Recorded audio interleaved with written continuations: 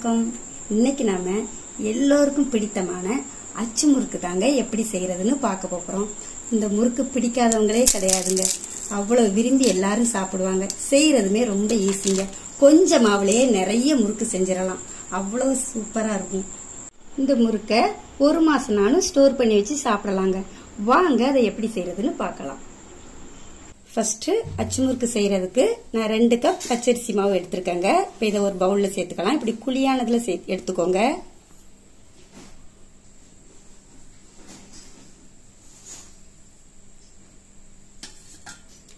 இது ரேஷன்ல கொடுத்த அரிசி மாவு தாங்க. நான் நல்லா கிளீன் பண்ணி எடுத்து கழுவி காய வச்சு திரிச்சு எடுத்திருக்கேன். உங்ககிட்ட வீட்டில் உள்ள மாவுனாலும் எடுத்துக்கலாம், இல்லை கடையில் உள்ள பேக்கெட் மாவுனாலும் சேர்த்துக்கோங்க. கூடவே ஒரு பிஞ்ச் உப்பு சேர்த்து மிக்ஸ் பண்ணி விட்டுக்குவோம்.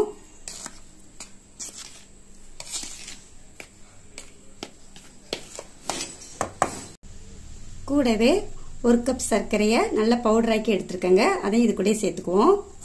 பவுடராக்கி செய்யும்போது நல்லா மிக்ஸ் பண்ணதுக்கும் நல்லா ஈஸியா இருக்கும். கூடவே ஒரு முட்டையும் சேர்த்துக்கலாம். அடுத்து ஒரு 1/2 ஸ்பூன் எள்ளும் சேர்த்துக்குவோம். கொஞ்சமா ஏலக்காய் தூள் சர்க்கரையோட பொடி பண்ணி வச்சிருக்கேங்க. இதையும் சேர்த்துக்குவோம். இப்போ இந்த மாவை மிக்ஸ் பண்ணதுக்கு நான் தேங்காய் பால் எடுத்து வச்சிருக்கேங்க. இப்போ இதை கொஞ்சம் கொஞ்சமா விட்டு மிக்ஸ் பண்ணிக்குவோம். நான் ஒரு மீடியம் சைஸ் தேங்காயில ஒரு அரைமுறி தேங்காவை பால் எடுத்து வச்சிருக்கேங்க. இப்போ இதை ஒரு விஸ்கு அல்லது ஒரு கரண்டி வச்சு மிக்ஸ் பண்ணிக்கலாம்.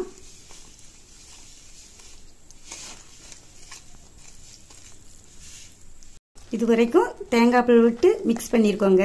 இன்னுமே மாவு பாருங்க நல்லா கெட்டியா இருக்குது. இப்போ இதுக்கு தேவையா கொஞ்சமா தண்ணி ஆட் பண்ணிக்குவோம்.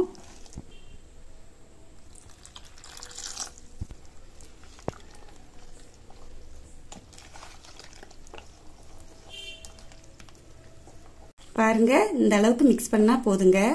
நார்மலா வெறும் தண்ணி விட்டு கூட மிக்ஸ் பண்ணலாங்க. ஆனா தேங்காய் பால் விட்டு செய்யும்போது நல்ல கிறிஸ்பியாவும் நல்ல ஒரு டேஸ்டும் கிடைக்குங்க. இந்த மாவுக்கு பதங்க இப்படி ஒரு ஸ்பூனை உள்ள விட்டு பாருங்க. மாவுல பாருங்க இப்படி நல்ல ஸ்பூன்ல ஒட்டி இருக்கணும். அவ்வளவுதாங்க. இப்போ நம்ம அச்சு முறுக்கு போட்டு எடுத்துக்குவோம். ஸ்டவ் ஆன் பண்ணி ஒரு கடாய் வச்சிருக்கேங்க. எண்ணெய் ஊத்தி எண்ணெயுமே நல்லா சூடாயிருச்சு. எண்ணெய்க்குள்ளேயே குழலையும் போட்டு வச்சிருக்கேன். குழல் நல்லா சூடானதுக்கு அப்புறம் தாங்க மாவுல விட்டு எடுக்கணும். அப்படின்னாதான் அச்சு முறுக்கு நல்லா வரும்.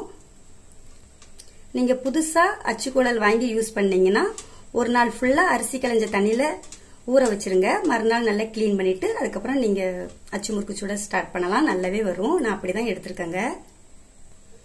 இப்ப இதை மிக்ஸ் பண்ணி வச்ச மாவுல போட்டு எடுத்துக்குவோம்.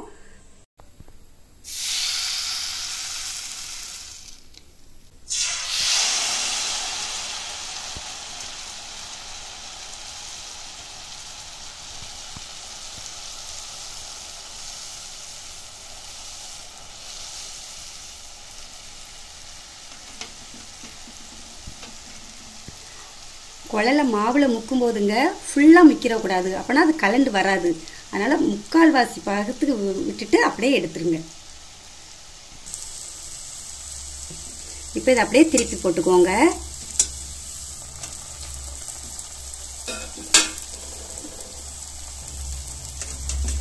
ஒவ்வொரு முறுக்குமே செய்யும் போதுங்க குழல நல்லா சூடு பண்ணிட்டு தான் மாவுல விட்டு எடுக்கணும். பாருங்க அச்சு முறுக்கு நல்லாவே வெந்துட்டுங்க. இப்ப நம்ம எடுத்துடலாம்.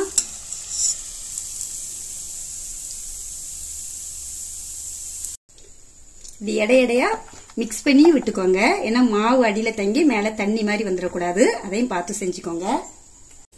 இதே மாதிரியே எல்லா முறுக்கையும் போட்டு எடுத்துக்கோங்க.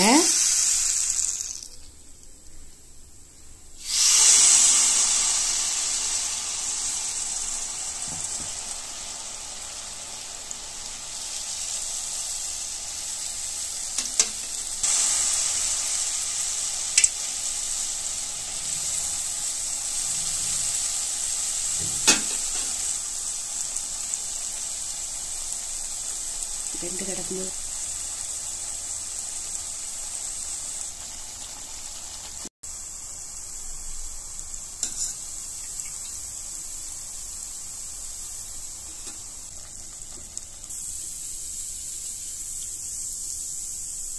அவ்வளவுதாங்க, அச்சு முறுக்கு எல்லாம் சூப்பரா ரெடி ஆயிருக்குது.